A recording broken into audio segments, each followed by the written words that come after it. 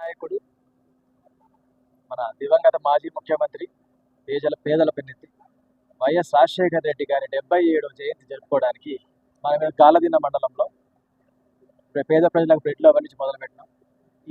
ఈ దేశంలో ఏ నాయకుడైనా అతని మొదటి చివరి ఆలోచన పేద ప్రజలంటే అది వైఎస్ రాజశేఖర రెడ్డి గారు మాత్రమే.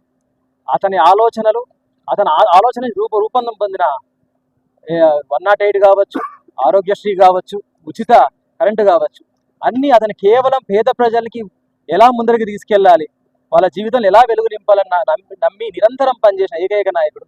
ఈ నిమిషానికి చాలా స్టేట్లలో కూడా ఈ రోజుకి కూడా రాజశేఖర రెడ్డి గారు తీసుకొచ్చిన రకరకాల పథకాలని మాత్రమే చూసుకుంటూ దాని నుంచి వచ్చిన కొత్త పథకాలే తప్ప కొత్తవేమి రాలేదు. అంత ఫ్యూచర్ గురించి ఆలోచించి ఇంత ముందు తీసుకుపోయిన ఏకైక నాయకుడు డాక్టర్ వైఎస్ రాజశేఖర రెడ్డి గారు. ఎంతో మంది నాయకులు ఉంటారు, దాంట్లో కొంతమంది మాత్రం నిరంతరం పెదవుల మీద మిగిలిపోతారు. అలాంటి మాజీ ముఖ్యమంత్రి గారు, మా నాన్నగారి గురువు వైఎస్ రాజశేఖర రెడ్డి గారి 77వ జయంతి జరుపుకోవడం నాకు చాలా ఆనందంగా ఉంది. ఇలా అయితే రాజశేఖర రెడ్డి గారి ఆలోచనలు ముందరికి తీసుకుపోయి పేద ప్రజలకు సహాయం చేసి వాళ్ళ ఉనికిని కాపాడగలిగే ఏకైక నేత అతని కుమారుడైన వైఎస్ జగన్మోహన్ రెడ్డి గారు.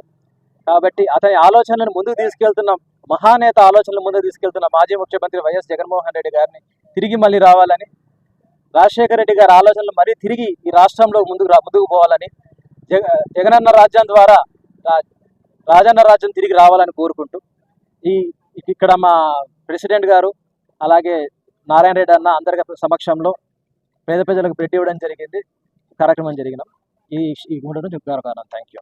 77వ జయంతి రాజశేఖర రెడ్డి గారి రోజు సందర్భంగా ఈరోజు గార్లెన్న మండలంలో జయంతి జరుపుకోవడం జరిగింది. ఈరోజు ఆయన రాజశేఖర రెడ్డి గారు చేసినటువంటి ఈ పథకాలు అనేది ఉచిత కరెంటు పథకం కానీ, ఆరోగ్యశ్రీ పథకం కానీ, ఫీజు రీయింబర్స్మెంట్ పథకం కానీ, ఇవన్నీ కూడా పేద ప్రజల గుండెల్లో నిలిచిపోయే స్థాయిలో పథకాలు. ఏ అధికారులు, ఏ నాయకులు, ఏ ముఖ్యమంత్రులు వచ్చినా కూడా చెరగని ఈ పథకాలు అనేది ఎవరు కూడా మళ్ళీ మార్చుకోకుండా అవి ఎవరు కూడా తప్పించుకోలేని పరిస్థితులు అటువంటి పథకాలు తెచ్చి పేద ప్రజల గుండెల్లో నిలిచినటువంటి వైఎస్ రాజశేఖర రెడ్డి గారి జయంతి జరుపుకోవడం జరిగింది. ఈరోజు ముఖ్యంగా ఆయన పథకాలు మళ్ళా పేద ప్రజలందరికీ కూడా అందాలంటే మళ్ళీ 29లో జగన్మోహన్ రెడ్డి గారి ముఖ్యమంత్రి అవన్నీ కూడా అలాగే కొనసాగాలంటే ఖచ్చితంగా రాజశేఖర రెడ్డి గారి అనుచరులు అందరూ కూడా, సీనియర్లు మొత్తం యువకులు అందరూ కూడా మా జగనన్న నడిచి మళ్ళా 2029లో ఆయన ముఖ్యమంత్రిని చేసి పేద ప్రజలన్నీ కూడా అన్ని పథకాలు, ప్రతి ఒక్క పథకాలు పేద ప్రజలు ఉన్నత స్థాయికి చేరుకోవాలంటే ఖచ్చితంగా జగన్మోహన్ రెడ్డి గారి ముఖ్యమంత్రి కావాలా. ఈ కూటమి ప్రభుత్వం వచ్చిన తర్వాత ఏ పేద ప్రజలు కూడా సంతోషంగా లేరు, అందరూ కూడా చాలా కష్టాల్లో ఉన్నారు, బాధల్లో ఉన్నారు. కానీ వాళ్ళందరూ కూడా మనసులో పెట్టుకొని ఉన్నారు. ఇప్పుడు 2029 ఎలక్షన్లో ఖచ్చితంగా జగన్మోహన్ రెడ్డి ముఖ్యమంత్రి చేసి ఈ పథకాలన్నీ కొనసాగుతాయని నేను ఆశిస్తున్నాను. జై జగన్.